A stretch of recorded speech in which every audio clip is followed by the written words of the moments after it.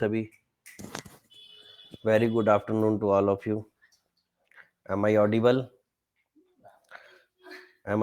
सभी को आवाज आ रही है मेरी? से यस और नो? ओके। आज का हमारा टॉपिक है उत्तर प्रदेश का बजट। जो है आपको पता है बजट से भी जो है क्वेश्चन आने लग गए हैं, देख लेते उन्हीं को कौन कौन से क्वेश्चन बन सकते हैं। सभी को नमस्कार। स्टार्ट करते हैं। हेडिंग डालो उत्तर प्रदेश का बजट।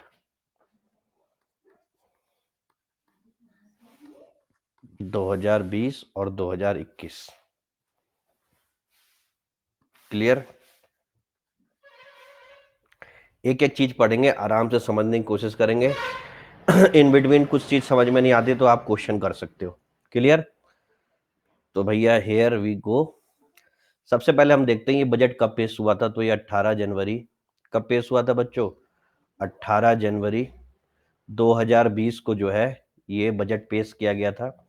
और finance minister of Uttar Pradesh कौन है?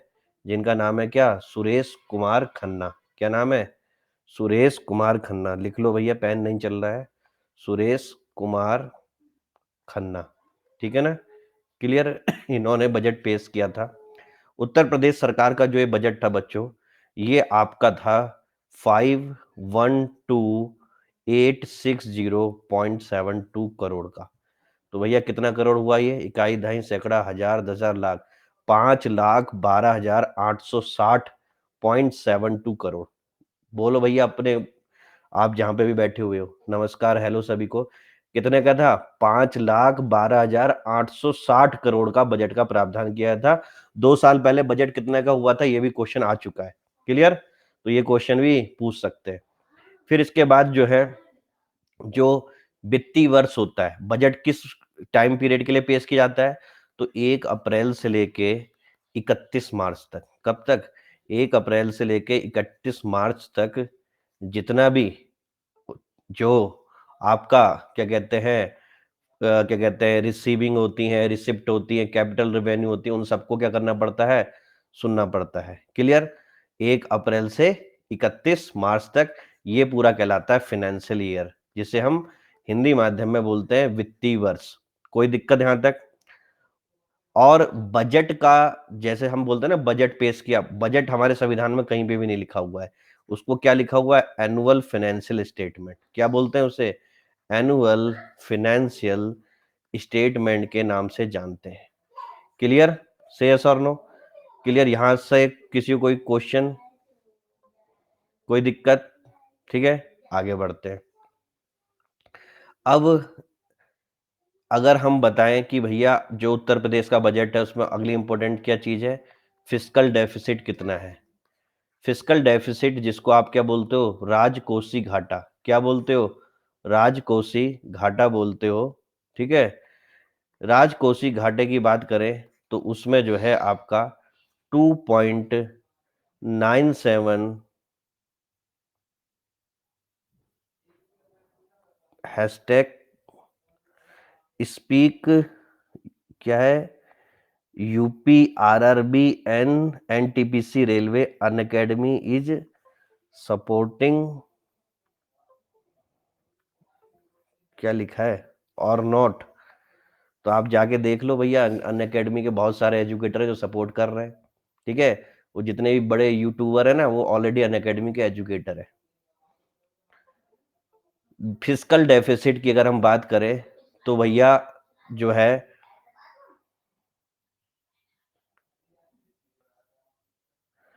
2.97% है। कितना है? 2.97। इसको लिख लो, 2.97% ऑफ क्या है आपका? Gross state GDP. ठीक है। हमारा बजट टोटल कितने का था? 5,12,860.72 करोड़। यह है भैया उत्तर प्रदेश का बजट। क्लियर? 3 से 4 क्वेश्चन आज के लेक्चर से आ सकते हैं, तो इसको आप जो है थोड़ा सीरियस वे में पढ़िए। ठीक है। आगे देखते हैं। हमें देखें डेट कितना है। डेट का मतलब उधारी कितनी है? तो भैया उत्तर प्रदेश की उधारी 28.8% है स्टेट की ग्रॉस डोमेस्टिक प्रोडक्शन, यानी कि जो हमारा सकल घरेलू उत्पाद होता है, ऐसी स्टेट का भी होता है, राज्य का सकल घरेलू उत्पाद। तो राज्य के सकल घरेलू उत्पाद का 28.8% क्या है, उधारी है। याद कर लोगे, ये सब डेटा पूछे जा सकते हैं। क्लियर। अब हम समझते हैं कि भैया उत्तर प्रदेश में अगर हम रुपीस की बात करें, पैसा कहां से आता है और कहां से जाता है, तो सबसे पहले देख लेते हैं रुपीस कम्स फ्रॉम, कहां से पैसा आता है। तो टॉप टू चीजें आपको याद रखनी, जैसे हमने इंडिया के बजट में भी देखा था, यहां पे सबसे ज्यादा पैसा आता है सेल्फ रिवेन्यू टैक्स से। किससे आता है? सेल्फ रेवेन्यू टैक्स से, मतलब स्वतः के राजस्व टैक्स से। क्लियर। और दूसरे नंबर पे आता है state share in central tax, यानी कि केंद्रीय कर से स्टेट का जितना हिस्सा होता है वो आता है दूसरे नंबर पे। क्लियर। जैसे अगर मान लो इंडिया के बजट की बात करें, तो वहां पे सबसे ज्यादा रुपीस कहां से आता था? बारोइंग से आता था, नहीं आता था? से यस और नो? क्लियर। ऐसे ही आपको प्रदेश में भी याद करना पड़ेगा। हम क्या पढ़ रहे हैं? उत्तर प्रदेश का बजट पढ़ रहे हैं। ऐसे ही अगर हम बात करें रुपीस गोस, सबसे ज्यादा खर्चा कहाँ होता है उत्तर प्रदेश गवर्नमेंट का? तो सबसे ज्यादा खर्चा होता है भैया रिवेन्यू एक्सपेंडिचर में। किसमें? रिवेन्यू एक्सपेंडिचर में। और अगर इसको और टेक्निकल वर्ड में पढ़ो तो पूरा नाम है इसका अदर रिवेन्यू एक्सपेंडिचर। ठीक है। इसमें सबसे ज्यादा पैसा जो है खर्च करती है उत्तर प्रदेश सरकार, और इसके बाद दूसरे नंबर पे करती है कैपिटल एक्सपेंडिचर में। अब ये कैपिटल एक्सपेंडिचर क्या होता है, रिवेन्यू एक्सपेंडिचर क्या होता है, मैंने आपको ऑलरेडी प्लस की क्लास में बता रखा है, एक बार नहीं कम से कम चार चार बार बता रखा है। ठीक है। कंप्लीट कोर्स में भी बता रखा है, बूस्टर में भी बता रखा है, स्पेशल क्लास में भी बता रखा है, और द हिंदू की क्लास में भी बता रखा है। क्लियर। यहां तक अभी तक किसी बच्चे को कोई प्रॉब्लम, कोई समस्या? सबको समझ में आ रहा है? क्लियर। रुपीस कहां से जाता है, रुपीस कहां से आता है। इससे पहले हमने क्या देखा? फिस्कल डेफिसिट कितना है उत्तर प्रदेश सरकार का? 2.97% है। अच्छा, रिवेन्यू डेफिसिट कितना है? रिवेन्यू डेफिसिट कुछ भी नहीं है, क्योंकि रिवेन्यू सरप्लस बजट रहता है उत्तर प्रदेश का। ठीक है। आने वाले 2 साल और क्या रहेगा? सरप्लस ही रहेगा। उधारी की बात करें तो कितनी उधारी है? 28.8% उधारी है। अगर हम बजट की बात करें, 18 जनवरी 2020 को प्रस्तुत किया गया था, 5,12,860.72 करोड़ का है। ठीक है। इतना हमने अभी तक पढ़ा है केवल, अभी बहुत सारी चीजें आनी बाकी हैं। अगर हम बात करें कि उत्तर प्रदेश सरकार के बजट में रिवेन्यू डेफिसिट कितना है, तो कोई रिवेन्यू डेफिसिट नहीं है, रिवेन्यू सरप्लस बजट है। ये क्या है? रिवेन्यू सरप्लस बजट है। और ये देखा गया कि 2020 से लेकर 2023 तक ये सरप्लस ही रहेगा। समझ में आया? तो ये वाला बजट कौन सा था? 2020-21 का। इसके बाद आएगा आपका 21-22 का। फिर क्या आएगा आपका 23, ठीक है, 22-23 का। फिर क्या आएगा 23-24 तक का। तो तब तक ये है हमारा रिवेन्यू सरप्लस ही रहेगा। There is a no revenue deficit in Uttar Pradesh. समझ में आ गया? क्लियर। अगर आपसे पूछें कितना है तो आप सीधे जीरो लगा देना। अब इसके बाद जो है एक प्रोग्राम था भैया, the million farmer school programme. सुना है आपने इसका नाम? Million farmer school programme. ये प्रोग्राम उत्तर प्रदेश सरकार द्वारा चलाया गया था किसान की आय दुगनी करने के लिए। फार्मर्स की आय क्या करने के लिए? दुगनी करने के लिए, डबल दी इनकम। याद रखना, ये सब आपको मेंस में भी याद रखना है, उत्तर प्रदेश का बजट खासकर। ठीक है। यहां तक कोई दिक्कत तो नहीं है किसी बच्चे को? आगे बढ़ते हैं। 2020-21 का जो ये बजट है, ये किसको समर्पित है? हर साल जो है उत्तर प्रदेश सरकार जो भी बजट निकालती है वो किसी ना किसी को समर्पित करती है। जैसे कि अगर हमने इंडिया के बजट की बात करें तो वो किसको समर्पित था, याद है ना आपको? Clear. Ease of living of all. और उसके भी तीन क्या थे आपकी थीम के कंपोनेंट थे? एस्पायरेशन इंडिया, केयरिंग सोसाइटी, और बीच में एक और था, उसका नाम लिखो, कौन लिख पाएगा भैया? सरल सरल तो याद हो जाते हैं। बीच वाला क्या था? इकोनॉमिक डेवलपमेंट था। और बताओ क्या था? पूरा लिखो, इकोनॉमिक डेवलपमेंट ऑफ समथिंग करके। क्लियर। तो 2021 का बजट उत्तर प्रदेश सरकार ने किसको डेडिकेट किया है, किसको समर्पित किया है, ये भी आपको पता होना चाहिए, मेंस में बहुत इंपॉर्टेंट चीज है। तो the budget of 2020-21 is dedicated to youth education. किसको? यूथ एजुकेशन को, कॉमा स्किल डेवलपमेंट को, कॉमा एम्प्लॉयमेंट को, कॉमा बेसिक एमिनिटीज को, कॉमा क्विक जस्टिस को। समझते हैं क्या? हिंदी माध्यम वालों के लिए कि 2020-21 का बजट जो है जो युवा है उनकी शिक्षा के लिए, उनका स्किल डेवलपमेंट के लिए, उनकी नौकरी के लिए, उनको बेसिक जो है सुविधाओं के लिए और न्याय त्वरित हो इसके लिए क्या किया गया है? समर्पित किया गया है। अब आप बता दो इसमें से किसी भी पैरामीटर में अगर हम सरकार को अगर रखना चाहें तो 10 में से कितना नंबर देंगे? इतने इस किस-किस पैरामीटर में तो नेगेटिव होगा, ठीक है? क्विक जस्टिस 0 भी नहीं नेगेटिव होगा, 3 नंबर भी नहीं आएगा भाई। एम्प्लॉयमेंट तो भूल जाओ, इसमें तो भूल जाओ, इसमें तो यहाँ छोड़ो देश में एम्प्लॉयमेंट नहीं मिल रहा। अभी बीच में एक भाई आया था कि please tell Unacademy is supporting और नॉट, समझ में आया? तो ऐसे ही होगा जब सरकार जब क्या है रोजगार सही में नहीं दे रही है। इस चीज को मानना पड़ेगा, चाहे आप बोलो कि डेटा गलत आया है, आप या आप ये बोलो कि भैया क्या कहते हैं सरकार क्या कर रही है, क्या कहते हैं आपको एम्पावर कर रही एंटरप्रेन्योरशिप के अंदर। मुझे कितने लोग बता दो कि आप में से कितने लोग एंटरप्रेन्योरशिप बन गए, या आप लोगों के कितने लोगों के बैंक ने लोन पास कर दिए? समझ में आया? एंटरप्रेन्योरशिप कौन बनना है? जो पहले ही से उद्यमी थे उन्हीं के बच्चे भी क्या बनना है? आपके एंटरप्रेन्योरशिप बनना है। और उनसे लाख गुना अच्छी क्या है? इनोवेशन, उनसे लाख गुना अच्छे प्रोडक्ट हम जैसे इंसानों के पास है, लेकिन हम जब जाते हैं तो हमें क्या बैंक लात मार के भगा देती है। समझ में आया? क्लियर?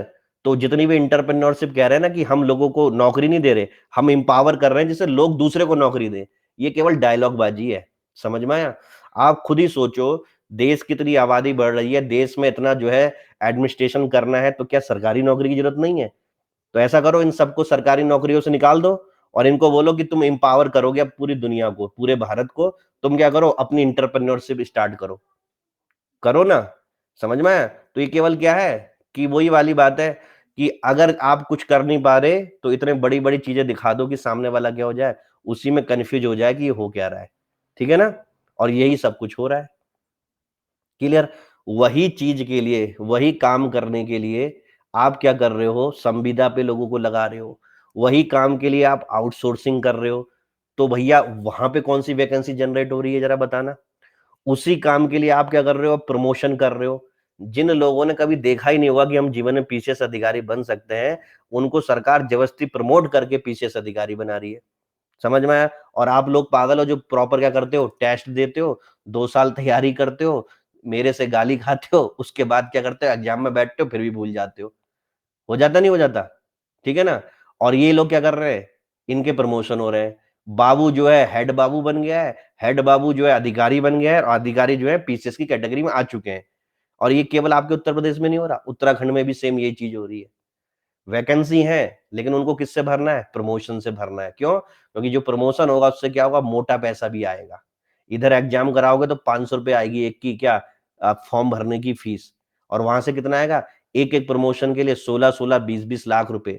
समझ में आया? 50-50 लाख रुपए मंत्री के पास जाएंगे, और फिर मंत्री उसको क्या करेगा, सीधे ऊंचा जो है ग्रेड पे पहुंचा देगा। ये सब चीजें जो है क्या होती हैं, स्टाइल से होती हैं, यही हो रही हैं। और रोजगार की बात करो तो रोजगार के नाम पे 0 बट्टा सन्नाटा हो रहा है। आगे बढ़ते हैं। टीए डीए बढ़ाने में तो उनको आफत आ जाती है। समझ में आया? एक संबंधित सरकार है जो उसको टीए डीए बढ़ाने में ऐसा लगता है कि हम इनको फ्री में क्या कर रहे हैं, खैरात बांट रहे हैं। ठीक है ना? और वो नहीं देखते जब ये क्या करते हैं, महंगाई को ऊपर नीचे करते हैं, होर्डिंग कराते हैं और दुनिया भर के लाला लोगों को करोड़पति बनाते हैं। तभी नहीं देखते कि हम उनको उन पे क्यों एहसान कर रहे हैं। एक सरकारी कर्मचारी आपके यहाँ काम कर रहा है, आप उसका टीए डीए नहीं बढ़ा पा रहे हो 3-3 4-4 साल में, तो लोग तो कहेंगे ना कि वो वाली गवर्नमेंट ज्यादा अच्छी थी सरकारी नौकरी के लिए, कम से कम सब कुछ काम सरकार के लिए काम तो करते थे। ठीक है ना? इस सरकार को पता नहीं सबसे ज्यादा दिक्कत इसी में होती है कि सरकारी कर्मचारी की क्या करो, पूरी कमर तोड़ दो और एग्जाम कराओ मत और नौकरी दो मत। हाँ सही बोली, मैं बता तो रहा हूँ, तभी लोग खुश होते हैं कि यार उनसे अच्छा वो थे, थोड़े लुटेरे थे लेकिन क्या करते थे, हमारे घर में तो पैसा आ ही जाता था। टीए डीए तो टाइम पे बढ़ जाते थे, प्रमोशन भी टाइम पे हो जाते थे, नौकरियां भी लग जाती थी। ठीक है? तो फिर लोग ऐसे ही कहेंगे, क्या करें। अब जो है साथ में, ये तो हमने करंट अफेयर में ही पढ़े थे, कॉमनवेल्थ पार्लियामेंट्री एसोसिएशन ठीक है। इसकी जो कॉन्फ्रेंस हुई थी कहाँ हुई थी? लखनऊ में, ठीक है ना। 7th कॉमनवेल्थ पार्लियामेंट्री एसोसिएशन, इसकी जो है कहाँ हुई थी? कॉन्फ्रेंस लखनऊ में हुई थी। 5 स्टार क्वेश्चन। अगला क्वेश्चन, नमामि गंगे मिशन के अंदर, नमामि गंगे मिशन के अंदर 5 दिवसीय गंगा यात्रा, ठीक है, ये किस 2 डिस्ट्रिक्ट में स्टार्ट हुई थी? ये हुई थी आपकी बिजनौर में और बलिया में। इस तरह के थके हुए क्वेश्चन ही पूछ रहे हैं वो, 3 स्टार क्वेश्चन। क्लियर? फिर उसके बाद जो है अब पढ़ाई पे ध्यान दे लो यार। फिर उसके बाद जो है आपका 1 ट्रिलियन इकोनॉमी, कितनी इकोनॉमी? 1 ट्रिलियन इकोनॉमी, इसका टारगेट कितना है रखा है उत्तर प्रदेश सरकार ने? वही कि जब भारत 5 ट्रिलियन इकोनॉमी बनेगा तो तभी तक हम क्या करेंगे? 1 ट्रिलियन इकोनॉमी बनेंगे। क्लियर है? ठीक है, यहां तक कोई दिक्कत? वॉइस किसको रिपीट हो रही है? रिफ्रेश करो, यहां से सब कुछ सही है। तो 1 ट्रिलियन इकोनॉमी का टारगेट रखा है कि भारत के संग जब 5 ट्रिलियन इकोनॉमी होगी तब उत्तर प्रदेश 1 ट्रिलियन इकोनॉमी का योगदान देगा। क्लियर? ठीक है, आगे बढ़ते हैं। फिर उसके बाद जो है आपका ईज ऑफ डूइंग बिजनेस की बात करें तो उसमें उत्तर प्रदेश सरकार कहां पे है? ईज ऑफ डूइंग बिजनेस में उत्तर प्रदेश की कैटेगरी थोड़ी सुधरी है और अब वो अचीवर कैटेगरी में आ गया है। किसकी? अचीवर की कैटेगरी में आ गया है। याद कर लोगे? 3 स्टार क्वेश्चन। 11वां डिफेंस एक्सपो, ये कहां पे हुआ था? लखनऊ में हुआ था। 5 स्टार कम 7 स्टार क्वेश्चन। यार ये सब छपे हुए मिलेंगे वहां पे आपको, तो हंसी मजाक में पढ़ते भी लो और सीरियसनेस भी थोड़ी लाते रहो। अब अगला जो है हम करेंगे भैया पूर्वांचल एक्सप्रेस वे के बारे में चर्चा। ठीक है, पूर्वांचल एक्सप्रेस वे, हेडिंग डालो, समझते हैं इसको। और ये क्वेश्चन आने के पूरे चांसेस है 5 स्टार कम 7 स्टार की कैटेगरी में। पूर्वांचल एक्सप्रेस वे बच्चों, इसका स्टार्टिंग पॉइंट जो होगा वो होगा आपका लखनऊ। ठीक है, लखनऊ में एक गांव है जिसका नाम है चांद सराय। क्या नाम है? Chand Sarai. Clear? Blacks back side back क्या है? ईज ऑफ डूइंग में अचीवर की कैटेगरी में उत्तर प्रदेश। और 11वीं डिफेंस एक्सपो कहां पे हुई है? लखनऊ में हुई है। सिंपल सी चीज। पूर्वांचल एक्सप्रेसवे का स्टार्टिंग पॉइंट है लखनऊ और इसका एंड पॉइंट होगा आपका गाजीपुर। क्या होगा? गाजीपुर। क्लियर? ये टोटल 6 लेन जो है हाईवे बनेगा और इसकी टोटल लेंथ जो होगी, लंबाई, वो 340.82 किलोमीटर होगी। कितनी? 340.82। जितना भी डेटा बता रहा हूं सबको आपको याद करना है। क्लियर? ये कहां कहां से गुजरेगा? तो भैया लखनऊ, लखनऊ से जाएगा बाराबंकी। ये भी पूछ सकते हैं किस जिले से नहीं गुजरेगा। फिर अमेठी जाएगा, अमेठी के बाद सुल्तानपुर। ठीक है, नमस्कार। फिर अयोध्या, अयोध्या के बाद आपका अंबेडकर नगर, अंबेडकर नगर के बाद आपका आजमगढ़, आजमगढ़ के बाद आपका मऊ और मऊ के बाद आपका गाजीपुर। क्लियर?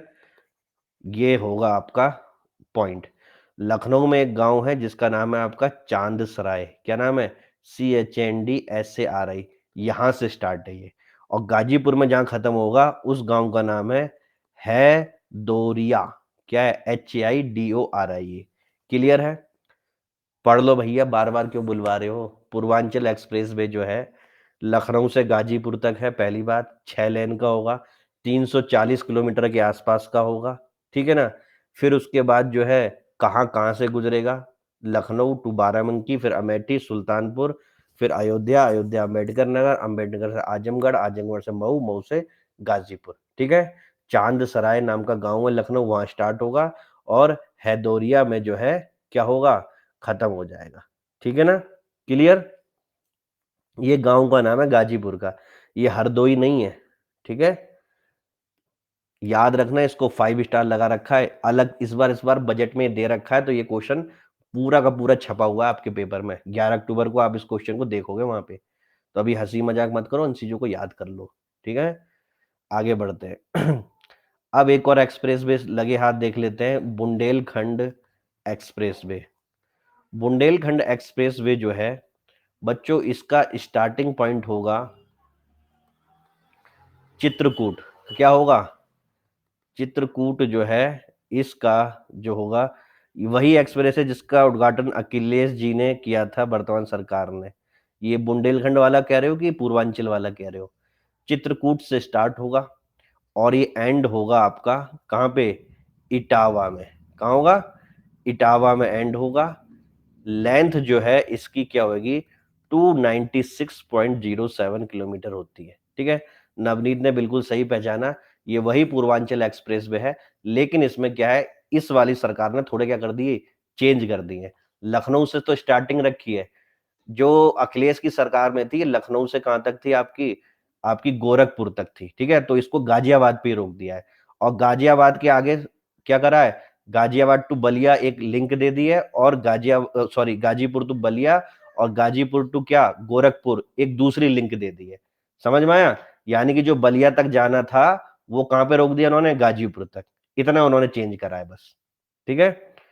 एक जिला पहले रोक दिया उसको। तो ये हो गया भैया इसकी लेंथ।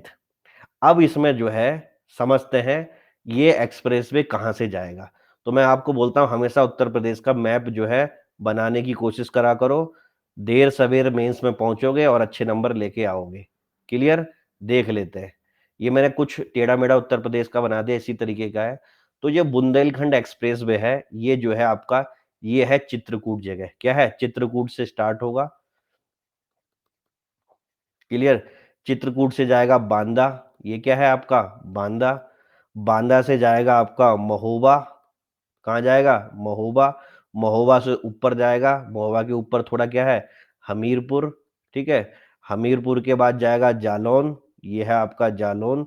जालौन के बाद जाएगा, ये है औरैया। ऐसे कॉन्सेप्ट क्लियर होने चाहिए, ठीक है। और ये है आपका इटावा। लगभग लगभग, ये नहीं कि आप पेन लेके बैठ गए कि सर आपने तो आगरा में इटावा बना दिया, उतना चलता है, ठीक है ना। आप जो है कोई कहते हैं कार्टोग्राफी नहीं कर रहे वहां पे स्केल से, आप अपने पेन से बना रहे हो, और ये अगर ऐसे दिखाओगे तो क्या मिलेंगे आपको? बहुत अच्छे नंबर मिलेंगे। समझ में आया? क्लियर? तो ये इसकी लोकेशन मैंने बना दी बुंदेलखंड एक्सप्रेसवे की। कहां से कहां तक फिर बोल रहा हूं? चित्रकूट से स्टार्ट होगा, फिर बांदा पहुंचेगा, बांदा के बाद महोबा, महोबा के बाद हमीरपुर, हमीरपुर के बाद जालौन, जालौन के बाद औरैया, औरैया के बाद क्या? इटावा। क्लियर? ये लिखा हुआ है, आप इसको पढ़ लीजिए। यहां तक किसी को कोई दिक्कत? 296.07 किलोमीटर का होगा ये। आ गया समझ में? ठीक है। अभी हम जो थोड़ी देर में बुंदेलखंड रीजन को दोबारा पढ़ेंगे। बुंदेलखंड रीजन में क्या क्या कमियां हैं, क्या क्या उनके सॉल्यूशन हो सकते हैं, इस पे भी आज ही की क्लास में हम विचार करेंगे। Clear? Ganga expressway. Ganga expressway जो बजट में इस बार आया है, उसमें भी आपका देखो, स्टार्ट पॉइंट है मेरठ, एंड पॉइंट है प्रयागराज। नमस्कार। क्लियर?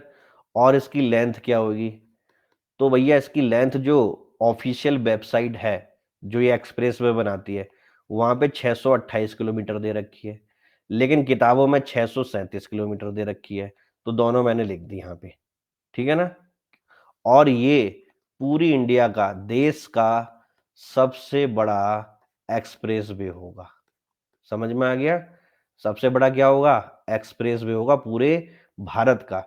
मेरठ से प्रयागराज जाएगा। कहाँ जाएगा? मेरठ से प्रयागराज। क्लियर है? याद कर लोगे इस एक्सप्रेसवे को? कोई दिक्कत है किसी को? तो या तो गंगा एक्सप्रेसवे इस बार आ रहा है, या तो बुंदेलखंड एक्सप्रेसवे आ रहा है, या तो पूर्वांचल एक्सप्रेसवे आ रहा है। तीनों को याद करके अभी से चलो। और नहीं भी आ रहे होंगे तो मेंस में आप तीनों को लिखोगे, क्योंकि तीनों एक्सप्रेसवे का मतलब क्या है? Development, market, hospital. समझ में आया? इंडस्ट्री। क्योंकि हाईवे जहां आते हैं वहां पे ये सब चीजें मुफ्त में आती हैं। ये अभी छोटा सा मॉडल हम समझेंगे बुंदेलखंड रीजन में, कि बुंदेलखंड एक्सप्रेसवे से बुंदेलखंड को क्या क्या फायदा हो सकता है, और आपको बहुत अच्छा समझ में आएगा। थोड़ी देर में ही बताने वाला हूं मैं। क्लियर? यहां तक किसी कोई दिक्कत? आगे बढ़ते हैं। अगर हम डिफेंस कॉरिडोर की बात करें, तो आपको पता है भारत का पहला डिफेंस कॉरिडोर जो है कहां बना था? तमिलनाडु में। और दूसरा उत्तर प्रदेश में। तो उसके लिए कौन-कौन सी जगह को इन्होंने जो है चुन लिया है, तो देख लेते हैं। डिफेंस इंडस्ट्रियल कॉरिडोर झांसी में होगा, चित्रकूट में होगा, क्लियर, जालौन में होगा, अलीगढ़ में होगा, आगरा में होगा और कानपुर में होगा, क्लियर। इतनी लोकेशन क्या करी इन्होंने ढूंढी है। देखो यहाँ पे अगर देखो चित्रकूट, ठीक है, और चित्रकूट है, और कौन सा आपका ये जालौन है, ठीक है, और ये नीचे झांसी है, क्लियर। तो ये जो एरिया कौन सा है, चित्रकूट और जालौन वाला, ये किसका एरिया है आपका, बुंदेलखंड का। तो इसका मतलब क्या है, बुंदेलखंड का भी क्या होगा, इससे विकास होगा, ठीक है ना। गंगा एक्सप्रेसवे किन किन डिस्ट्रिक्ट से जाता है, तो ये मेरे को नहीं पता भैया किस किस डिस्ट्रिक्ट से जाता है। यहां तक क्लियर है। Defence industrial corridor Jhansi, Chitrakoot, Jalaun, Aligarh, Agra और कानपुर, ठीक है ना। अब जो है अगली चीज, आपको पता है गौतम बुद्ध नगर जिसे जीबीटी नगर बोलते हैं, ठीक है। यहाँ पे गौतम बुद्ध नगर में आपका एक एयरपोर्ट बनना है जेवर में, आपको पता है ये इंटरनेशनल एयरपोर्ट होगा, क्लियर, याद रखना।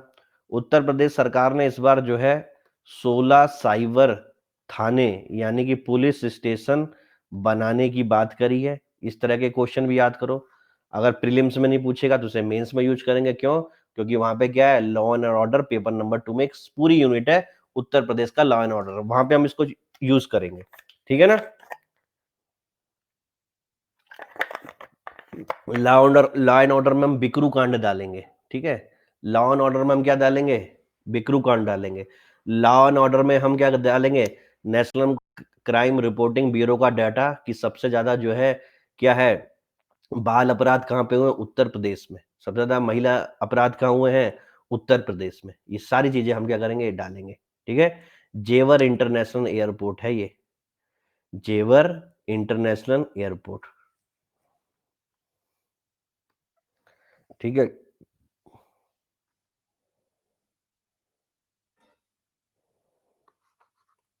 सर यूपी में कहाँ ये पहुंचे क्या, मैं कहाँ ये पहुंचे क्या मतलब समझ में नहीं आ रहा। आज यूपी का बजट है वही पढ़ा रहे। अब हम इसके आगे देखेंगे कि लॉ एंड ऑर्डर में एक और चीज आई थी, कमिश्नरेट सिस्टम बना था। कहाँ का कमिश्नरी सिस्टम बना है आपका, लखनऊ में और गौतम बुद्ध नगर में, आपको पता ही है, क्लियर। ये भी पूछ सकता है क्वेश्चन।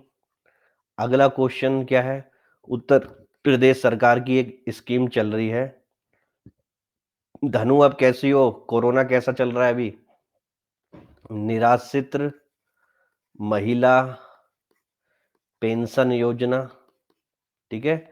ये योजना उत्तर प्रदेश सरकार की, इसमें वुमेन को 500 रुपए पर मंथ मिलता है। सर पहले से बेटर हूं, चलो आराम करते रहो, ठीक है। निराश्रित महिला पेंशन योजना।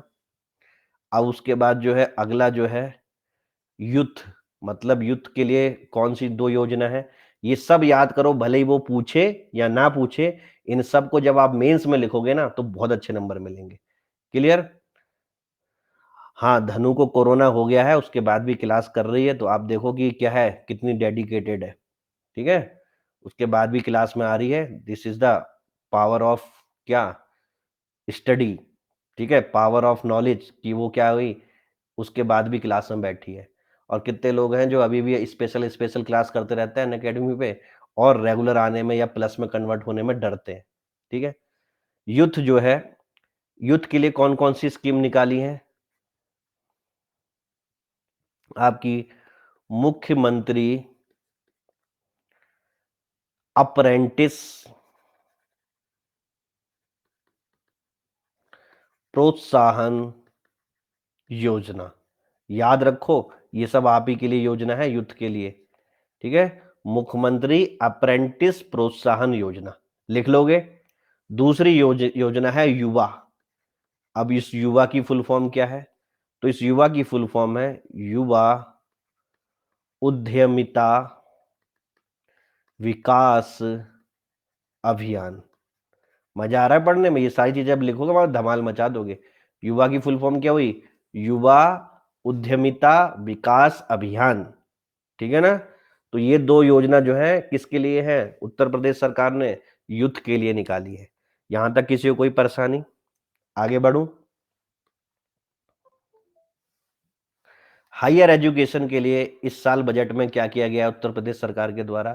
तो हायर एजुकेशन के लिए 3 जगह नई यूनिवर्सिटी बनाने की घोषणा की गई है। एक है आपके सहारनपुर में, दूसरी यूनिवर्सिटी बनेगी आजमगढ़ में, और तीसरी यूनिवर्सिटी बनने वाली है अलीगढ़ में। ठीक है ना? यहाँ पे क्या बनेंगी इन तीनों जगह? नई यूनिवर्सिटी बनेंगी फॉर हायर एजुकेशन। कोई दिक्कत?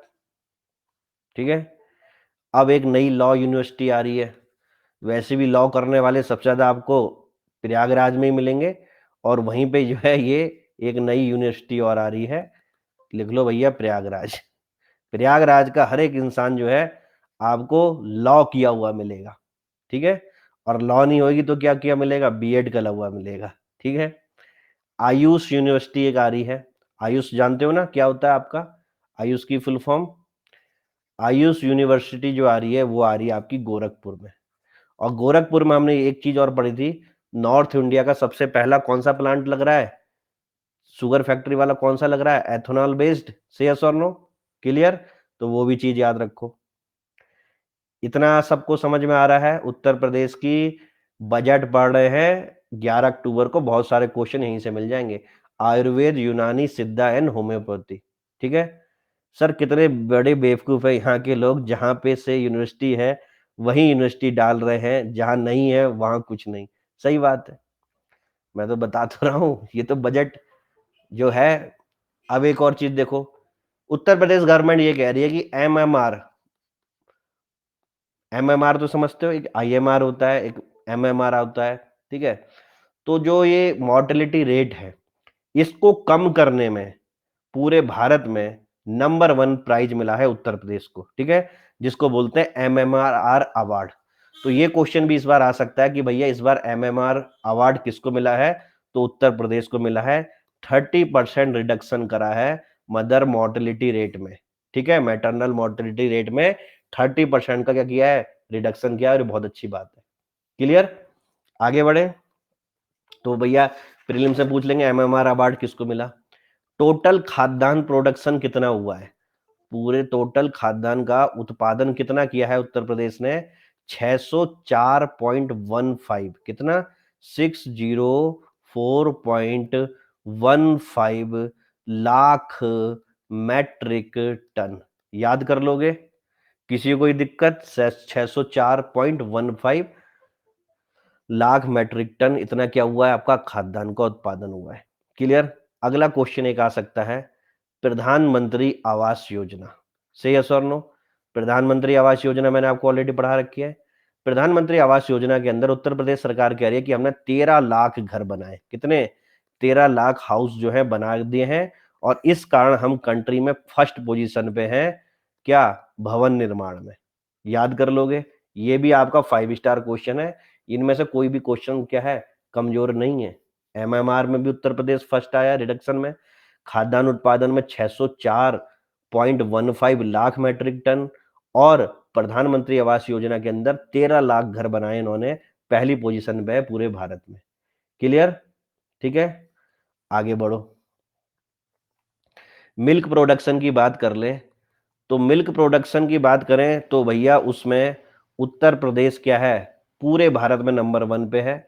दूसरे नंबर पे राजस्थान है, और तीसरे नंबर पे क्या है? एमपी। याद करो इसको। पहले नंबर पे कौन होता है? यूपी। दूसरे नंबर पे राजस्थान, और तीसरे नंबर पे एमपी।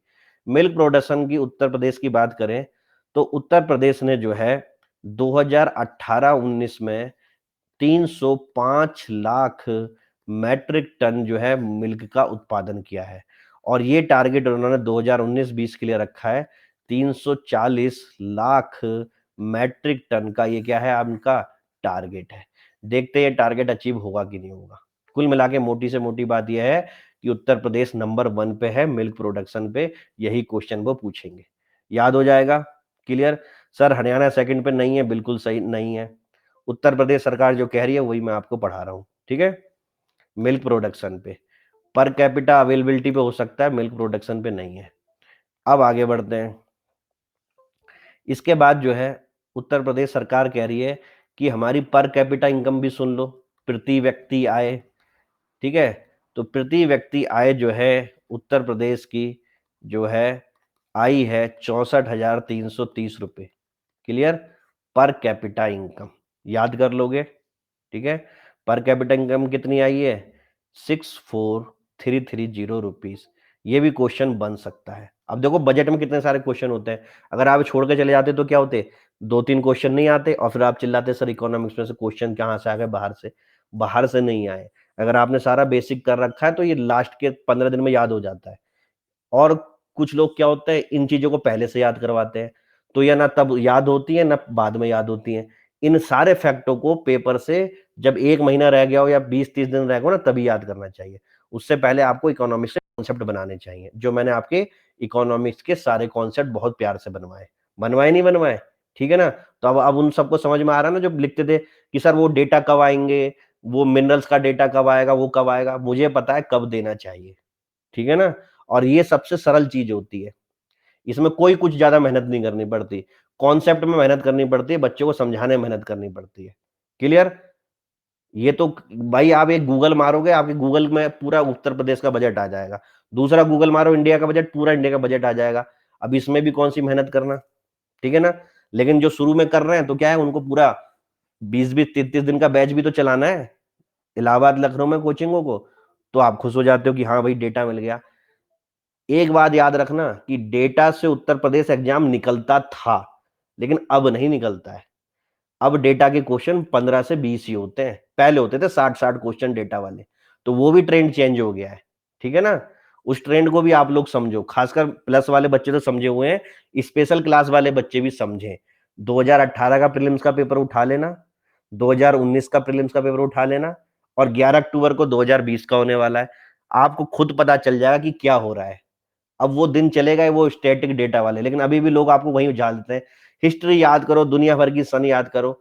मैंने भी हिस्ट्री पढ़ाई है। ठीक है ना। और मैं चैलेंज देता हूं कि हिस्ट्री में जितना मैंने पढ़ाया है, सबसे कम भी पढ़ाया है, लेकिन सबसे बेस्ट टारगेट रहता है उसका। आप कोई से भी स्टेट का क्वेश्चन उठा लो, ठीक है, नोट्स में से आपको क्या मिल जाएंगे, क्वेश्चन मिल जाएंगे। और जो नोट्स में नहीं है तो वो सभी के लिए नया है। ऐसा नहीं कि हमारे नोट्स में नहीं है तो किसी के में मिल जाए आपको, वो सभी के लिए नया है। ठीक है ना। कॉस्ट बेनिफिट एनालिसिस, ज्योग्राफी की कॉस्ट बेनिफिट एनालिसिस करोगे 100%। इन्वायरमेंट की कर लो, साइंस एंड टेक की कर लो, पॉलिटी की कर लो, जो जो मैंने पढ़ाया आपको प्रीलिम्स में सबकी आप कर सकते हो। ठीक है ना। पर कैपिटा इनकम की बात हो गई। ठीक है। अब जो है, हाँ भाई प्लस में ही पढ़ाते हैं हम, प्लस की बात कर रहे हैं, क्योंकि रेगुलर क्लास तो अनअकैडमी में प्लस की में ही होती है ना। स्पेशल क्लास तो आज मन करा 4-5 दिन बाद चला दी स्पेशल क्लास, फिर मन करा करा दी। ठीक है, तो हम जो बाध्य हैं वो प्लस क्लास लेने के लिए है, इसलिए प्लस में से क्या होता है, बच्चों का सिलेक्शन होता है। पर कैपिटा इनकम जो है 64,330 रुपीज है। क्लियर। ये अब आपको पता चल गई। अब उत्तर प्रदेश क्या कह रहा है कि हमारा कंट्रीब्यूशन नेशनल जीडीपी में कितना है, यानी भारत की जीडीपी में उत्तर प्रदेश कितना करता है, तो वो करता है 8.8% के आसपास। ठीक है। और अगर कोई आपसे पूछे कि सर चाइना ने ताइवान पे अटैक कर दिया है, तो अभी न्यूज़पेपर देखता हूं, आपकी तबीयत ठीक हो गई अब, तो फिर न्यूज चलाऊंगा, फिर मैं देखूंगा, फिर बात करेंगे कि अटैक कैसा वाला अटैक है। ठीक है। कंट्रीज के नेशनल जीडीपी में कंट्रीब्यूशन कितना है आपका, 8.8% है। क्लियर। और अगर क्वेश्चन आता है कि देश की जीडीपी में योगदान करने वाले राज्यों का क्रम, ठीक है, तो राज्यों का क्रम में सबसे पहले इनके अकॉर्डिंग महाराष्ट्र है, फिर तमिलनाडु है, फिर तीसरे नंबर पे उत्तर प्रदेश है। तो ये 8 आ रहा है वो तीसरे नंबर पे आने के कारण आ रहा है। याद आ जाएगा, हो जाएगा। क्लियर। कोई दिक्कत, कोई परेशानी। ठीक है, आगे बढ़ते हैं। अगर आपसे कोई पूछे वीट और फूड ग्रेन प्रोडक्शन, इसमें कौन नंबर 1 पे, गेहूं या खाद्यान्न, गेहूं या खाद्यान्न में उत्तर प्रदेश ही नंबर 1 पे है। याद हो जाएगा, कोई दिक्कत किसी को, कोई परेशानी? ठीक है, पूर्वांचल एक्सप्रेस देख लिया आपने, ये देख लिया, वो देख लिया, बहुत बढ़िया। चलो भैया, अब एक छोटी सी एनालिसिस करते हैं कि कैसे हम इस करंट अफेयर को या हम अपने बजट में जो चीजें मिली हैं इसको हम कैसे यूज कर सकते हैं। तो एक छोटा सा मॉडल देख लेते हैं हम बुंदेलखंड का। हर बार क्वेश्चन आता है भैया प्रीलिम्स और मेन में, तो बुंदेलखंड को समझते हैं क्या है। ठीक है, बुंदेलखंड को ध्यान से समझो भैया, वही टेढ़ा मेढ़ा मैप बना लो, इसमें कोई दिक्कत नहीं है। ये थोड़ा ऐसे होगा, क्लियर? अब जो है हम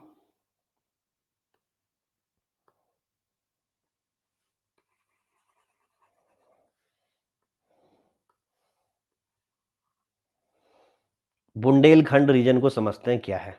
सबसे पहले बच्चों, जो बुंदेलखंड रीजन है वो रीजन जो है 6900, यानी कि 000, यानी 70,000 में से एक कम कर दो। ठीक है, तो 69,000 स्क्वायर किलोमीटर का एरिया है बुंदेलखंड रीजन। ठीक है, जो 2 राज्यों में बटा हुआ है, थोड़ा भाग उत्तर प्रदेश में और थोड़ा भाग कहां पे है, मध्य प्रदेश में। क्लियर? और उत्तर प्रदेश के 7 जिलों में क्या है, बुंदेलखंड पड़ता है। कितने जिलों में? 7 जिलों में। एमपी की बात नहीं करेंगे क्योंकि उत्तर प्रदेश की बात कर रहे हैं। ठीक है, और वो 7 जिले कौन कौन से हैं जो मैंने आपको बताए थे? ठीक है, चित्रकूट हो गया, चित्रकूट हो गया, बांदा हो गया, महोबा हो गया, हमीरपुर हो गया। क्लियर? फिर उसके बाद आपका ललितपुर हो गया, झांसी हो गया और जालौन हो गया। क्लियर? तो मतलब ये जो इलाका है ये आपका बुंदेलखंड वाला इलाका है। इसके बगल में इधर आप देखोगे तो क्या आ जाएगा आपका, इलाहाबाद आ जाएगा, वो बुंदेलखंड में नहीं आता। क्या मेरी बात समझ में आया? तो अगर मैं इसको जो है रेड रेड पेन से कर दूं तो this is the part of Bundelkhand which lie in Uttar Pradesh. ठीक है ना? सोनभद्र ये पड़ता है, सोनभद्र का इलाका बुंदेलखंड में नहीं आता। क्लियर है सबको लोकेशन?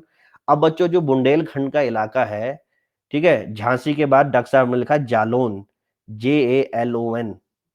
ठीक है, JALOUN, सॉरी, जालौन। ठीक है, तो ये 1 2 3 4 5 6 7, ये 7 जिले हैं जो आपके बुंदेलखंड का पार्ट है। समझ में आया? अब बुंदेलखंड की बात करें, समस्या क्या है। बुंदेलखंड का रीजन जो बच्चों है वो ग्रेनाइटिक रॉक से बना है। किससे बना है? ग्रेनाइटिक रॉक से बना हुआ है। क्लियर? अब समझते हैं क्या होती है ये बच्चों, क्या है ये आपकी पृथ्वी, क्या है, ग्रेनाइटिक रॉक बनी हुई है। ग्रेनाइटिक रॉक की क्या पहचान होती है कि उसमें पोर्स नहीं होते, उसमें क्या होते हैं इस तरीके के, क्या बोलते हैं इसको, चाहे आप फॉल्ट बोलो या स्ट्रेचेस बोलो। समझ में आया? क्लियर? अब सोचते हैं, कॉमन सेंस से समझना सब, हिंदी मीडियम वाले, इंग्लिश मीडियम वाले भी, और जो स्पेशल क्लास में है, जो प्लस में नहीं आते हैं वो भी समझो। ये हमारी बारिश हो रही है। क्लियर? अगर मेरी बारिश हो रही है तो मैं कह सकता हूं बारिश का पानी इन दरारों से होता हुआ नीचे चले जाएगा, इन दरारों से होता हुआ नीचे चले जाएगा, इन दरारों से होता हुआ नीचे चले जाएगा। से यस और नो? क्लियर? दूसरा फोटो एक और बनाऊं तभी आपको कंपैरिजन समझ में आएगा मैं कहना क्या चाहता हूं। एक रॉक प्रोफाइल ऐसी है जिसमें क्या है, पोर्स है। क्या है? पोर्स है। ठीक है, अगर ऐसी रॉक प्रोफाइल पे बच्चों बारिश होगी, करा दो बारिश, तो क्या होगा बच्चों, पानी जो है इन जो छिद्र है उनमें बैठ जाएगा, भर जाएगा। से यस और नो? यानी ये रॉक क्या करती है, पानी को रख लेगी अपने साथ। और क्या होते हैं जो ग्रीन प्लांट्स क्या करते हैं, यहीं से तो अपनी जड़ों से पानी लेते हैं। यानी कि क्या है, सब सॉइल में वाटर है, और इस केस में तो पानी नीचे चले जा रहा है, सब सॉइल में नहीं रह रहा। तो यहां पे क्या पेड़ पौधे हो सकते हैं? नहीं हो पाएंगे। ठीक है, थोड़े बहुत छोटे मोटे हो गए तो हो गए, नहीं तो नहीं हो पाएंगे। तो यानी कि इस रीजन में एग्रीकल्चर हो पाएगी? नहीं हो पाएगी एग्रीकल्चर। समझ में आया? तो ये सबसे बड़ी प्रॉब्लम है। लेकिन लाखों करोड़ों सालों पहले जो हमारा बुंदेलखंड रीजन था, ये फॉरेस्ट, डेंस फॉरेस्ट वाला इलाका था। यानी यहां पे इतने ज्यादा फॉरेस्ट थे कि पूछो मत। समझते हैं कैसे? जो बच्चों ये बुंदेलखंड इलाका है, ठीक है, यहां पे बहुत ज्यादा पहाड़ियां मिलती थी, और आज भी पहाड़ियां हैं। अगर आप वहां पे जाके देखो, आप में से कोई गया है वहां पे, तो वहां पे आपको पहाड़ी और क्या मिलेंगे, प्लेट्यू टाइप के मिलेंगे, 700 मीटर तक की मैक्सिमम। समझ में आया? अब जो ये 700 मीटर की मैक्सिमम है, तो इन पे क्या होते थे पहले, पेड़ बहुत ज्यादा हुआ करते थे। समझ में आया, क्या हुआ करते थे, पेड़ ज्यादा हुए थे, समझो पूरी कहानी बता रहा हूं बुंदेलखंड की। आज रॉक से भी ज्यादा पढ़ाने की कोशिश कर रहा हूं आपको। मेरे प्यारे बच्चों, अगर ये हमारा क्या कहते हैं, यहाँ पे प्लेट्यू और छोटे छोटे हिल मिलती थी 700 मीटर्स की ऊंचाई तक की, तो ऑब्वियस बात है यहाँ पे फॉरेस्ट भी हुआ करते थे, ठीक है। अब क्या हुआ, इन फॉरेस्ट का क्या करा, जितने भी माफिया थे उन्होंने क्या करा, इसको काटा और बहुत ही क्या करा, इसका ओवर एक्सप्लॉइटेशन करा। आज भी इस इलाके में, बुंदेलखंड इलाके में जितने भी 99% जो बहुत ही अमीर लोग हैं, उन सब का इतिहास इन पेड़ को काटने से रहा है। समझ में आया, चाहे वो कितना बड़ा एमपी हो, चाहे कितना बड़ा एमएलए हो, चाहे कितना बड़ा भी क्या हो, लाला सेठ हो।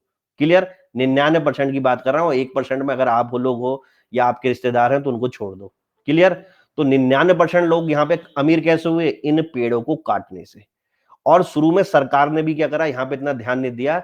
जिस गति से यहाँ से पेड़ कटे, उस गति से क्या हुआ यहाँ पे, कि मैं कह सकता हूं कि ये पठार क्या हो गए, एक तरीके से पेड़ इनसे हट गए तो ये नंगे हो गए। सही यस और नो। बारिश यहाँ पे पहले भी आती थी 50 से 60 सेंटीमीटर तक, लेकिन अब जो बारिश आई, तो जब पेड़ नहीं है तो मैं कह सकता हूं कि वो सॉइल का इरोजन करेंगे।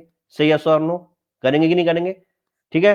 अब जब सॉइल का इरोजन होगा तो फिर क्या होगा, सॉइल नीचे आएगी। मैंने सॉइल का इरोजन में आपको क्या बताया था, पहले स्प्लैश होता है, ठीक है, फिर सीट होता है, फिर रिल होता है, फिर गली होता है, ठीक है। तो जितनी भी बारिश आएगी वो तुरंत ढाल से नीचे बह जाएगी और रेवराइन बना देगी। तो क्या आपको यहाँ पे बड़े बड़े रेवराइन्स मिलते हैं कि नहीं मिलते, मिलते नहीं मिलते, यानी जो भी सॉइल थी वो भी बह के चले गई। तो सबसे बड़ी प्रॉब्लम यहाँ पे क्या है, ग्रेनाइटिक रॉक की, और दूसरी सबसे बड़ी प्रॉब्लम क्या है, सॉइल इरोजन की। क्या यहां तक मैं आपको समझा पाया, क्लियर। अब आप कितना भी जो है पेड़ को कटने से रोक दो, अब तो पेड़ तो बचे ही नहीं, ठीक है, और जो बचे हैं वो सॉइल को रोक ही नहीं पा रहे, तो जो भी सॉइल थी वो भी इरोडेड हो गई। तो यानी कि अभी इस रीजन में जो भी कुछ एग्रीकल्चर होती है उसमें से क्या है, ज्यादातर पार्ट झांसी या जालौन वाले एरिया में होती है।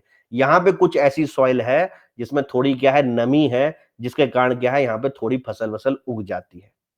ठीक है ना, क्लियर, ठीक है, यहां तक किसी को कोई दिक्कत। तीसरी दिक्कत देखो क्या आई, आपको पता है कि अगर ये माउंटेन जो है और प्लेट्यू रीजन है, तो मैं कह सकता हूं कि ये रॉक में क्या है, मिनरल्स भी हैं। से यस और नो, है कि नहीं है। तो तीसरी आफत आई यहाँ पे, माइनिंग एक्टिविटी। सरकार ने माइनिंग एक्टिविटी को क्या कर दिया, हरी झंडी दे दी, और उसके बाद यहाँ पे क्या था, जो थोड़ा बहुत भी इन्वायरमेंट बचा था उसकी भी क्या हो गई, पूरी वाट लग गई। समझ में आया। अब जब ये सब हो गया, तो क्या है भैया, पानी जो रुक नहीं रहा है, ग्राउंड वाटर में पानी रिचार्ज नहीं हो रहा है। क्लियर, ग्राउंड वाटर रिचार्ज होना ही नहीं है। क्लियर, पेड़ पौधे हैं ही नहीं। तो अब जो है 50-60 सेंटीमीटर वाली बारिश भी क्या लग रही है, अकाल की तरह लग रही है। क्या मेरी बात समझ में आया। पहले यहाँ पे ऑन एन एवरेज 52 दिन बारिश हुआ करती थी, लेकिन आज की तारीख में इस रीजन में केवल 24 दिन बारिश होती है ऑन एन एवरेज। डॉक्यूमेंटेड है, अपनी आंसर राइटिंग में लिख सकते हो, कोई काटेगा नहीं। ठीक है ना, बहुत रिसर्च करके लाया गया आपके सामने, ये छोटी मोटी किताबों में नहीं मिलेगा आपको। ठीक है ना, चेक करने वाले के मजे आ जाएंगे कि ये बुंदेलखंड में जहां पे 50-60 साल पहले 52 डे की बारिश हुआ करती थी, आज यहाँ पे क्या है, 24 दिन की बारिश हो रही है।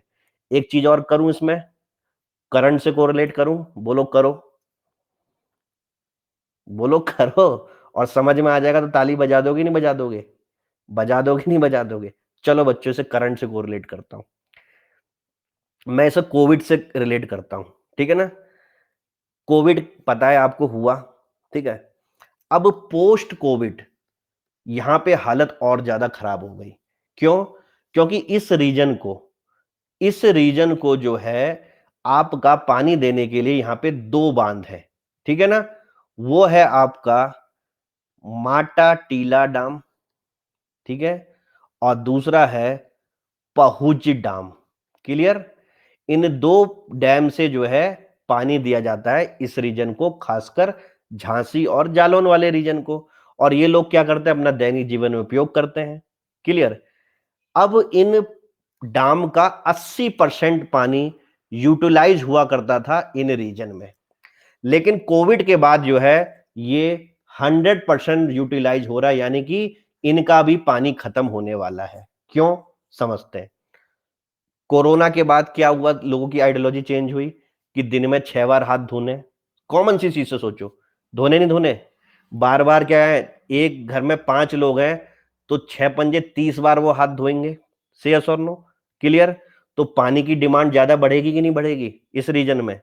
क्लियर? दूसरी कारण, कोविड के कारण क्या हुआ, लोग बॉम्बे और क्या कहते हैं आपके बंगाल से लोग भाग के आए अपने अपने घर में। तो यहाँ के लोग जो है पहले यहाँ तो धंधा करते नहीं थे, क्योंकि वो क्या करते थे, यहाँ पे तो इंडस्ट्री है ही क्या, गिनी चुनी इंडस्ट्री है, सब बाहर काम करते थे। अब सब वो अपने घर में आ गए। तो एक परिवार में जो अब 5 लोग थे, आज उस परिवार में कितने लोग हैं, 15-15, 20-20 लोग हैं। क्लियर?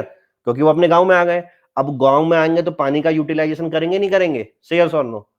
तो ये दो समस्या ने, ठीक है, माइग्रेटेड लेबर जो अपने घर में आ गई हैं, और जो हमारा साइकोलॉजिकल चेंज हुआ है हैंड वॉश करने का, इसने और ज्यादा वॉट लगा दी है इसकी। 100% यूटिलाइजेशन भी सूट कर गया है, बाहर से टैंकर भेजे जाए यहाँ पे। ठीक है, आप लोग तो मस्त जगह रहते हो, ठीक है ना, तो भैया आप लोग तो इनके बारे में कौन सोचेगा? समझ में आया? तो इनके बारे में सोचने के लिए वहां पे एक इंसान है जिसका नाम है आपका संजय सिंह। ठीक है, he is known as the waterman of Bundelkhand. क्या कहते हैं इन्हें? Waterman of Bundelkhand. क्या बोलते हैं? Waterman of Bundelkhand. जैसे कि आपका वाटरमैन ऑफ इंडिया है राजेंद्र भाई, याद आ रहा नहीं, उन्होंने राजस्थान में बहुत अच्छा काम किया है। इसी तरीके से संजय सिंह भाई पिछले 20 साल से बुंदेलखंड में काम कर रहे हैं कि यहाँ पे पानी की कमी की कैसी समस्या का सुलझा किया जाए। क्या मेरी बात समझ में आ गई? अब एक कैसा करंट से कोरिलेट करा, मजा आया कि नहीं मजा आया? तो भाई एक ताली भी बजा दो। बुंदेलखंड रीजन में जब इतनी चीजें लिखोगे ना, तो चेक करने वाले को मजा आ जाएगा, और ये आपको फ्री ऑफ कॉस्ट मिल रही है चीजें। और इस चीज के 10 से गुणा कर दो तो वो प्लस में मिलता है। ठीक है, मुझे औरों का नहीं पता, लेकिन मुझे ये पता है मेरी क्लास में अगर आप प्लस में आ गए तो आपका जीवन बन जाएगा। जीवन तभी नहीं बनेगा जब आप ही खुद ही केयरलेस हो। तो मेरी क्लास को 80% भी अगर आपने फॉलो कर लिया, और मेरी क्लास का मतलब ये नहीं कि सर ठीक है हम आपसे तो पढ़ लेंगे ज्योग्राफी, बाकी क्या क्या करेंगे, तो भैया सारी चीज पढ़ाता हूं मैं, फिर बता रहा हूँ, इकोनॉमिक्स भी पढ़ाता हूँ, पॉलिटी भी पढ़ाता हूँ, साइंस एंड टेक भी पढ़ाता हूँ, इन्वायरमेंट भी पढ़ाता हूँ, ठीक है, ज्योग्राफी भी पढ़ाता हूँ, हिस्ट्री भी पढ़ाता हूँ, करंट अफेयर भी पढ़ाता हूँ, मेंस में GS1 भी पढ़ाता हूँ, GS2 भी पढ़ाता हूँ, GS3 भी पढ़ाता हूँ, GS4 भी पढ़ाता हूँ, और पढ़ा दिया है 19 वाले बैच को ऑलरेडी, आप क्रॉस चेक भी कर सकते हो। ठीक है, तो ये नहीं है कि एक पढ़ा दिया फिर दूसरे में क्या, और इंटरव्यू के सेशन भी खुद ही लेता हूं, और ऑप्शनल सोशियोलॉजी है तो वो भी पेपर 1 पेपर 2 खुद से पढ़ाता हूं। क्लियर? इसलिए इतना ज्यादा चिल्लाता हूं कि भैया प्लस में आ जाओ, और प्लस में नहीं आ रहे तो अपना क्या है परसेप्शन चेंज करो। प्लस में पढ़ाई होती है, और प्लस में एजुकेटर हैं जो आपका क्या करते हैं, सिलेक्शन करवा सकते हैं। केवल 1-2 क्लासों को देख के अपना अनअकैडमी प्लस में परसेप्शन गलत मत बनाओ। ठीक है, कहीं हर जगह 5 उंगली बराबर नहीं होती है। क्लियर? और ये रिजल्ट हम दे रहे हैं, इसको हम प्रूव करने वाले हैं बहुत ही कम दिनों में। कल ही अखबार में खबर आई है कि 1 हफ्ते के दिन 2018 का क्या है, फाइनल रिजल्ट आने वाला है। ठीक है ना, 1 हफ्ते के अंदर आने वाला है, आपको पता है ना? ठीक है, और देखेंगे हमारे 36 धुरंधरों में कितने धुरंधर में क्या था, दम था कि उन्होंने फाइनल रैंक में क्या करा, स्थान बनाया। ठीक है ना? क्लियर? फिर आपको पता चलेगा कि यार काश हम भी क्लास ज्वाइन कर लेते। तो काश काश वाली बातें ना हो। MKS लाइव रेफरल कोड है, आप इस रेफरल कोड से क्या कर सकते हो, मेरी क्लास में जुड़ सकते हो 12 और 24 महीने के लिए, सारी चीजें पढ़ाता हूं। क्लियर? अब ये हो गया हमारा बुंदेलखंड का इतना, Sanjay Singh Waterman of the India. अब इसमें एक पॉइंट और ऐड करो कि इसमें एक एनजीओ है वहां पे, ठीक है ना, एक एनजीओ है, उसका नाम है हरितिका। लिख लो भैया, HARITIKA। ठीक है, हरितिका एनजीओ यहां पे बहुत अच्छा काम कर रहा है, और वहां पे रेन वाटर हार्वेस्टिंग पे काम चल रहा है। क्योंकि मैंने बताया बारिश तो आती है लेकिन बहुत कम दिनों के लिए आती है, और वो बारिश का पानी क्या होता है, वेस्ट हो जाता है, ना वो सॉइल के काम आता है ना किसी के काम आता है। लेकिन अगर हम उसको ही भी स्टोरेज करें कहीं पे, उसके लिए भी हम चेक डैम बनाए, ठीक है ना, तो हमारा काम हो सकता है। क्लियर? अब आप बोलोगे सर चेक डैम बना के क्या करोगे, अंदर से पानी चले जाएगा। तो भैया यहाँ पे एक सीमेंटेड लेयर डाल लो, आर्टिफिशियल पॉन्ड बना लो, तब तो नीचे नहीं जाएगा ना पानी। जैसे आपकी छत पे लेंटर पड़ता है ऐसे यहाँ पे भी तो पड़ सकता है। तो अगर भारत सरकार करने को चाहे तो बहुत कुछ कर सकती है, सारी बैरनीटो लैंड है, हर जो है 500 600 मीटर पे छोटे छोटे ये बना दो, जब भी बारिश आएगी अपना भी भर जाएंगे और पूरा आपका साल भर का काम चलेगा।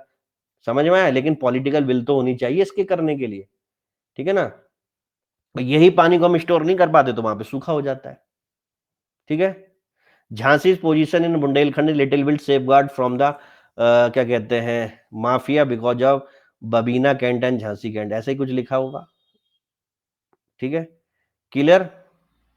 यहां तक कोई दिक्कत है किसी को? ठीक है ना?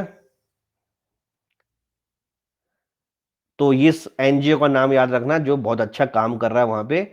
और अच्छा, जो ये बुंदेलखंड एरिया है, ये कौन सा एरिया है? इसको बोलते हैं rain fade area. Rain fade area का मतलब ऐसे एरिया जो बारिश के पानी पे ही क्या है, निर्भर है, उनको क्या बोलते हैं? Rain fade area. क्या यहां तक समझ में आया? क्लियर? अब इसमें थोड़ा और करंट अफेयर का क्या डालो, एडिशन करो। एक मैंने आपको कल ही एक स्कीम बताई थी, अटल भूजल योजना, याद आ रहा है? अटल भूजल योजना है जो बच्चों, उसका एम है, भारत के 78 डिस्ट्रिक्ट चुने गए हैं, ठीक है, 7 राज्यों से, ठीक है? वहां पे क्या करना है इनको? वाटर, कौन सा? ग्राउंड वाटर मैनेजमेंट करना है। और इसके लिए इन 78 डिस्ट्रिक्ट में बुंदेलखंड रीजन का भी नाम है। समझ में आया? तो बुंदेलखंड रीजन के भी डिस्ट्रिक्ट हैं, तो ये तो बहुत अच्छी बात है। क्लियर? तो आप इसको भी लिख सकते हो। अटल भूजल योजना जो है, जो ग्राउंड वाटर मैनेजमेंट के लिए है, वो इस पे काम कर रही है। कोई दिक्कत किसी को? यहां तक कोई परेशानी? ठीक है, समझ में आ गया? तो इस तरीके से हमने देखा कि भैया बुंदेलखंड रीजन में क्या है, हाँ पाइपलाइन भी है वो, ठीक है, बुंदेलखंड। इवन जो है योगी साहब आए थे तो उन्होंने बोला था कि एक टेंडर निकाला है कि बुंदेलखंड रीजन में पाइप के द्वारा पानी कैसे पहुंचाया जाए। तो वो टेंडर निकला है, अब उसमें बिडिंग होगी, फिर कौन आएगा, फिर उस पर जाके जो है काम चलेगा। अब हम क्या कर रहे हैं बच्चों, अभी अभी जो हमने क्या पढ़ा था, बुंदेलखंड एक्सप्रेस वे पढ़ा था, से यस और नो? पढ़ा था नहीं पढ़ा था? बुंदेलखंड एक्सप्रेस वे, ठीक है, जो कहां से चालू होता है? चित्रकूट से, और चित्रकूट से चालू होके कहां पे खत्म होता है? इटावा में हुआ था कंप्लीट, ठीक है। हालांकि इटावा पार्ट नहीं है किसका, बुंदेलखंड रीजन का पार्ट नहीं है। तो अब उस एक छोटे से हाईवे से क्या क्या फायदे हो सकते हैं वो आपको मैं बता रहा हूं। अब देखो आपका दिमाग कैसे खुलेगा। ये है भैया बुंदेलखंड एक्सप्रेस वे बनता है। क्लियर? सबसे पहली बात, बुंदेलखंड एक्सप्रेस वे जब बनेगा तो भैया इस एक्सप्रेस वे पे स्मूथ एंड फास्ट ट्रैफिक भागेगा कि नहीं भागेगा? से यस और नो? और यही आगे चल के किस में लिंक होगा? आगरा लखनऊ एक्सप्रेस वे में, या आपके यमुना एक्सप्रेस वे में। क्लियर? यानी कि एक एक्सप्रेस वे का बनने का मतलब ये नहीं कि वो केवल अपने लिए काम करेगा, अरे वो लिंक का भी तो काम करेगा दूसरे के लिए। से यस और नो? क्लियर? तो यहां के लोग कितने जल्दी, कितने कम समय में एक स्थान से दूसरे स्थान तक जा सकते हैं कि नहीं जा सकते? Clear? We can also make the use of the porous asphalt instead of concrete roads as to increase the water retention capacity of the soil। बिल्कुल सही। क्लियर? सर आपसे पढ़कर प्लस सब्सक्राइब कर लेंगे, थैंक यू वेरी मच। और मेरे से plus subscribe करने का मतलब यह है कि आप रेफरल कोड तो फिर मेरा ही यूज करोगे, MKS लाइव मेरा रेफरल कोड है, ठीक है। काफी बच्चे जो है क्या करते हैं कि हम सर से ही पढ़ेंगे, लेकिन बीच रास्ते में क्या हो जाता है, उनको गुमराह कर दिया जाता है या उनकी बुद्धि में पानी कुछ और हो जाता है, फिर क्या करते हैं वो कुछ और रेफरल कोड यूज कर लेते हैं। तो आप अपने में ईमानदार रहो, अगर आप मेरे से पढ़ना चाहते हो तो भाई मेरे से मेरा रेफरल कोड यूज करो। और अगर मेरे से नहीं पढ़ना चाहते तो अगर कोई भगवान भी बोले कि नहीं MKS लाइव टाइप कर दो, नहीं करो, अपने अंदर ईमानदार रहो। समझ में आया? क्लियर? इस शिक्षा में ईमानदारी का भी क्या है, बहुत ही बड़ा रूल होता है, ठीक है। आ जाते हैं, अब दूसरा क्या फायदा हो सकता है भैया बुंदेलखंड एक्सप्रेस वे से, कि भैया बुंदेलखंड एक्सप्रेस वे बनेगा तो मैं कह सकता हूं कि वहां के लोगों का फ्यूल बचेगा। से यस और नो? भैया जब स्मूथ रोड बचेगी तो फ्यूल कंजम्पशन कम होगा कि नहीं होगा? और जब फ्यूल कंजम्पशन कम होगा तो मैं कह सकता हूं कि इन्वायरमेंट में पॉल्यूशन भी कम होगा। से यस और नो? कहां से कहां जोड़ रहा हूं मैं, पॉल्यूशन भी कम होगा इसमें। क्लियर? यानी फ्यूचरिस्टिक वे में क्या होगा, हमें बहुत ज्यादा फायदा होगा, ठीक है। क्लियर? अगला क्या, जब ये एक्सप्रेसवे बनेगा तो एग्रीकल्चर को फायदा होगा नहीं होगा, किसान अपने प्रोडक्ट क्या कर सकते हैं, दूसरे जिलों में ले जा सकते हैं, दूसरे जिले छोड़ो, किसान एक्सपोर्ट भी कर सकता है, दिल्ली तक पहुंच सकता है यमुना एक्सप्रेसवे से। सही है सर? नो सर, मुझे भी सब्सक्रिप्शन लेना है, आपका प्लस कोड बता दीजिए, नीचे हर स्लाइड में लिखा हुआ है MKS लाइव, ठीक है, MKSLIBE, ये मेरा रेफरल कोड है और 12 और 24 महीने के लिए आप इसमें आ सकते हो। इसको जब अप्लाई करोगे नीचे लिखा हो जाएगा your referral code successfully apply, उसी के बाद आपको फीस जमा करनी है, ठीक है ना? क्लियर? हर स्लाइड में नीचे लिखा हुआ है, देखो हर स्लाइड में बड़ा बड़ा लिखा रहता है, क्लियर? और इसमें भी 10% आपको डिस्काउंट मिलता है, क्लियर? और मैं तो कह रहा हूं अगर 20-30% डिस्काउंट भी मिल रहा है तो आपके लिए डिस्काउंट ज्यादा इंपॉर्टेंट है कि एजुकेटर से पढ़ना ज्यादा इंपॉर्टेंट है, ये भी आपको क्या करना पड़ेगा, ठीक है? तो जहां लालच है वहां पढ़ाई नहीं है, जहां पढ़ाई है वहां लालच नहीं है, ठीक है? तो एग्रीकल्चर को क्या होगा, बहुत ज्यादा फायदा होगा। फिर मैं इससे कह सकता हूं कि कॉमर्स को भी बहुत ज्यादा फायदा होगा, कह सकता नहीं कह सकता? मैं कह सकता हूं कि इससे टूरिज्म को भी बहुत ज्यादा फायदा होगा कि नहीं होगा? इससे मैं कह सकता हूं कि इंडस्ट्रियल कॉरिडोर भी आएंगे। भैया इंडस्ट्री कहां पे जाएगी, जहां पे रोड होगी, जहां पे रोड नहीं है वहां पे इंडस्ट्री क्या करेगी? सही है सर? No clear? फिर मैं अगर इससे ये कह सकता हूं कि इस कॉरिडोर बनने से हमारे को एक अपॉर्चुनिटी मिल रही है, किस चीज की अपॉर्चुनिटी मिलती है, समझ देते हैं, ठीक है? आप आपसे पढ़ना मुझे भी 20% दे रहे थे एक महा महोदय, देते रहते हैं, अब फिर वो चोरों की तरह उनको पकड़ना पड़ता है, फिर जो क्या करते हैं माफीनामा लिखते हैं 1.5 2 पेज का अन अकेडमी को कि आज से ऐसा नहीं करेंगे, 10 दिन बाद फिर अपनी वो औकात में आ जाते हैं, फिर से वो 20% का गाना शुरू कर देते हैं, 20 से 30% का। फिर अन अकेडमी सोचता है कि क्या करें, उत्तर प्रदेश वालों को अच्छी तरह समझाना क्या है, बहुत मुश्किल है। अपॉर्चुनिटी देखो क्या क्या हो सकती है, समझते हैं, ठीक है ना? सर पर्सनल गाइडेंस भी मिलेगी बिकॉज आई एम न्यू, हाँ ये पर्सनल गाइडेंस ही है, और पर्सनल गाइडेंस का मतलब ये नहीं है कि मैं आपसे फोन से बात करूंगा या मैं आपसे व्हाट्सएप से बात करूंगा या मैं आपसे टेलीग्राम पे बात करूंगा, ये तीनों चीजें एकदम वर्जित है, किसी भी कंडीशन में मैं फोन पे बात नहीं करूंगा, ठीक है? दुनिया करती है, मैं नहीं करता, क्लियर? जो भी आपको करना है स्पेशल क्लास में आके बोलो या अन अकेडमी के क्या है जो मैसेज वाला ऐप है वहां से आप मुझे मैसेज कर सकते हो अपनी समस्याओं को, उससे ज्यादा कोई भी किसी भी वे में बात नहीं होगी, ये सारे बच्चे सुन ले, ठीक है? और दूसरी बात, जब मैं पढ़ाता हूं तो आपको जरूरत ही नहीं पड़ेगी यार, एजुकेटर से पढ़ो, उससे रिलेशन मत बनाओ, रिलेशन बनाओगे तो क्या होगा, पढ़ाई नहीं होगी कभी भी, इस चीज को हमेशा याद रखना, ठीक है? बुक बुक का जो है आप पूछोगे मैं तुरंत यहाँ स्लाइड में लिख के बता दूंगा ये बुक है क्या, ये बुक नहीं है, क्लियर? ठीक है ना? आगे बढ़ते हैं। अन अकेडमी की बढ़त 10,500 करोड़ हो गई है। अब अपॉर्चुनिटी क्या क्या मिल सकते हैं, देखो इससे मैं कह सकता हूं कि भैया भारत सरकार चाहे यहाँ पे इंडस्ट्रियल ट्रेनिंग इंस्टीट्यूट खोल सकती है यहाँ पे, सही है सर? नो भाई भारत सरकार यूनिवर्सिटी वहां क्यों खोल रही है, इसी रीजन में खोले ना, रोड पे आ गई तो यूनिवर्सिटी नहीं आ सकती यहाँ पे, बच्चे झक मार के पढ़ने आएंगे यहाँ पे, काउंसलिंग होगी, जिसको ये कॉलेज मिला वो आएगा कि नहीं आएगा, ठीक है ना? अरे भैया बुक की कोई जरूरत नहीं पड़ेगी, अगर बुक से पढ़ाना होता तो फिर मैं क्या करता, ठीक है ना? मेरी क्लास में बुक की जरूरत नहीं पड़ती, सिलेक्शन हो जाता है उसके बाद आदमी बोलता है इंटरव्यू में कि ये बुक पढ़ो, फिर उसके बाद जो है भैया इसी बात के तो पैसे हैं, नहीं तो वरना सब हम जैसे हैं, कुछ तो है अलग इस क्लास में, इस चीज को आप समझो। और एमपी साहब बहुत दिन लग गए आपको, आप तो बहुत पहले मैंने आपको स्पेशल क्लास में देखा था, मैं तो सोचता था आप प्लस के सब्सक्राइबर ऑलरेडी हो, ठीक है? मुझे हर एक बच्चे का पता रहता है, अगर आप मेरी क्लास में 5 मिनट भी आ गए ना और 5 महीने बाद भी मेरी क्लास में आओगे तो मैं बता दूंगा कि आप मेरी क्लास में आते थे। तो इंडस्ट्रियल जो है ट्रेनिंग सेंटर बना सकते हैं वहां पे, ठीक है? क्या हम वहां पे मेडिकल यूनिवर्सिटी नहीं बना सकते हैं? भैया हाईवे के आसपास देख लो, आप मेरठ से लेके दिल्ली तक आ जाओ, 3-4 मेडिकल इंस्टीट्यूट दिख जाएंगे, दुनिया भर के इंजीनियर इंस्टीट्यूट दिख जाएंगे, दिख नहीं जाएंगे? तो यहाँ पे भी हम मेडिकल इंस्टीट्यूट बना सकते नहीं बना सकते? जनसंख्या आएगी, लोग आएंगे, ढाबे आएंगे, कॉलोनियां बसेंगी, इंफ्रास्ट्रक्चर डेवलपमेंट होगा, तो विकास तो अपना भी हो जाएगा, समझ में आया? पेट्रोल पंप आएंगे, कितने सारे आएंगे नहीं आएंगे, क्लियर? तो भैया मेडिकल यूनिवर्सिटी आ सकती है यहाँ पे, क्लियर? और क्या आ सकते हैं, और जो है इंजीनियरिंग कॉलेज आ सकते हैं, तो अगर रोड है तो सब कुछ है कुल मिला के, तो इतनी सारी चीजें से हम क्या कर सकते हैं, इस चीज को क्या कर सकते हैं, बढ़ावा दे सकते हैं। तो ये बुंदेलखंड एक्सप्रेसवे क्या है, मील का पत्थर साबित होने वाला है अगर ये टाइम पे बन गया बिना किसी करप्शन के। समझ में आ गया? क्लियर? तो ये हमारी आज की क्लास खत्म हुई। 12 महीने की फीस है भैया 6300 रुपए और 24 महीने की फीस है 7560।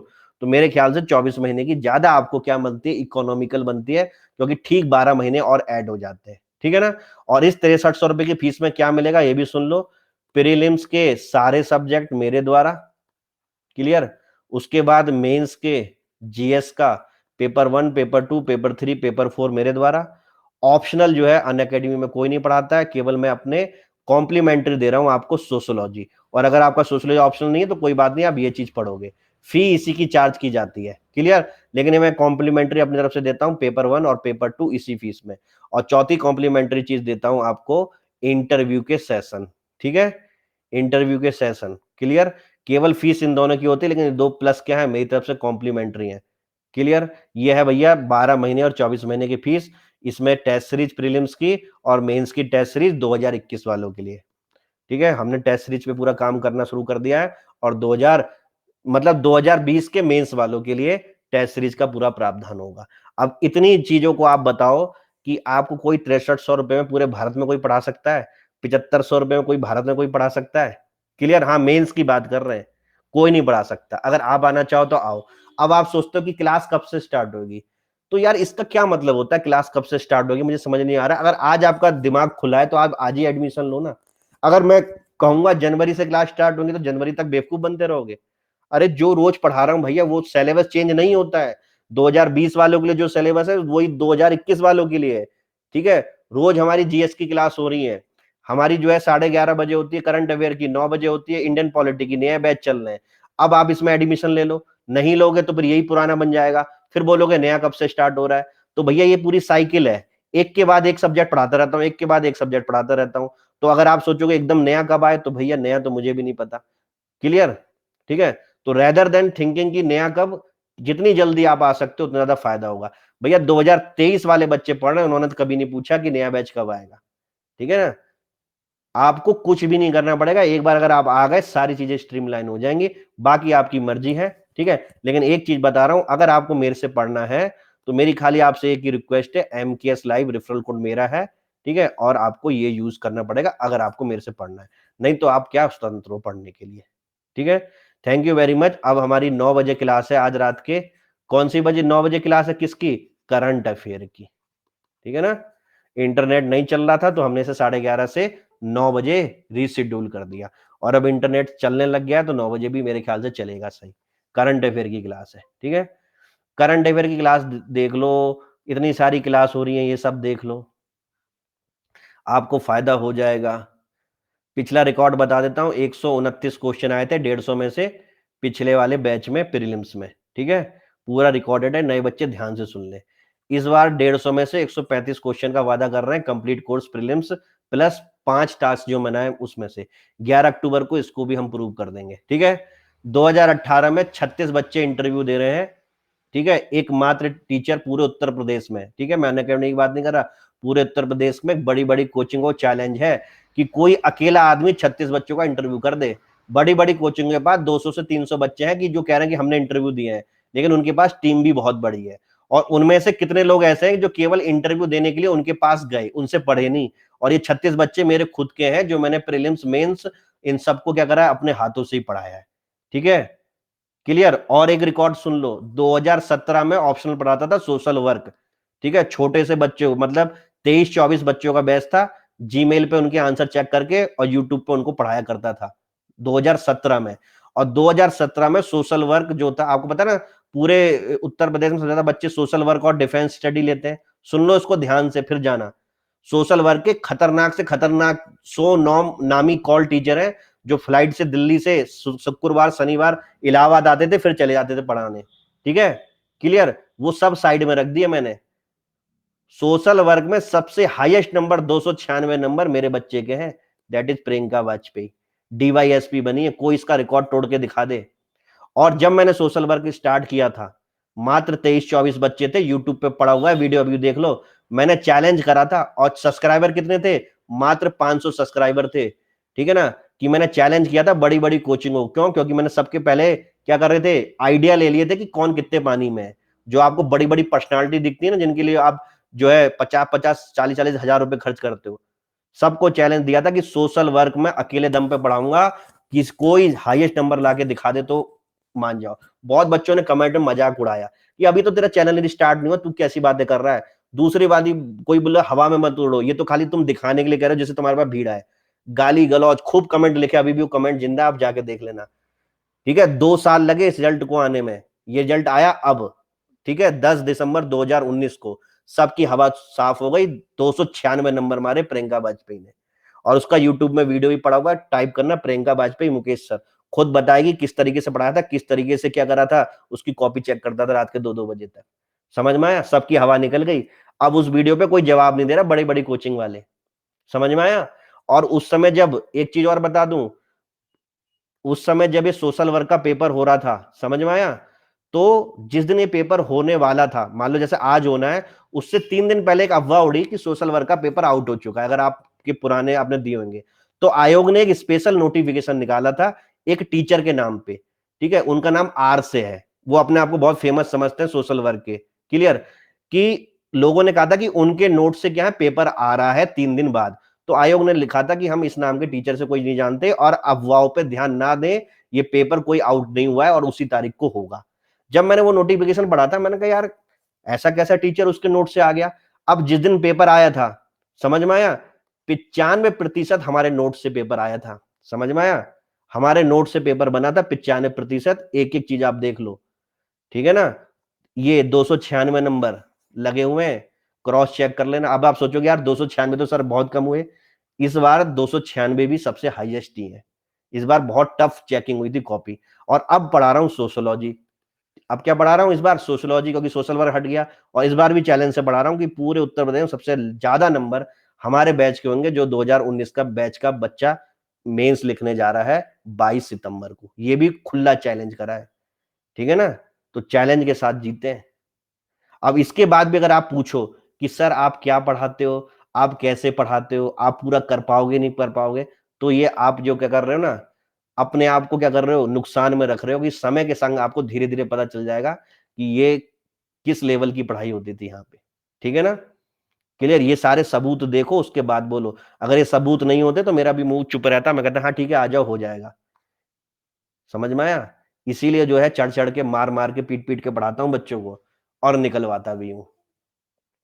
क्लियर? अभी आपको समझ में नहीं आ रहा है, अभी आपको 6300 रुपए बहुत भारी लग रहे हैं, अभी आपको 65-60 रुपए बहुत भारी लग रहे हैं। जब 2-3 साल उत्तर प्रदेश के चंगुल में फंसते रहोगे, फिर बोलोगे कि सर इसके आगे अगर 2 जीरो और भी लगा देते तो बढ़िया हो जाता, कम से कम पहली बार में सिलेक्शन तो पा जाते। ठीक है? तो अफवाहों में मत रहो। इतनी स्पेशल क्लास देख रहे हो, अब ट्रिगर घुमाओ और एक डेडिकेटेड वे में 2021 की तैयारी में आ जाओ। 2020 तो आपके हाथ से निकल चुका है, मुझे पता है, चाहे आप मानो ना मानो। ठीक है? 2021 की तैयारी तो सही से कर लो। समझ में आ गया? क्लियर?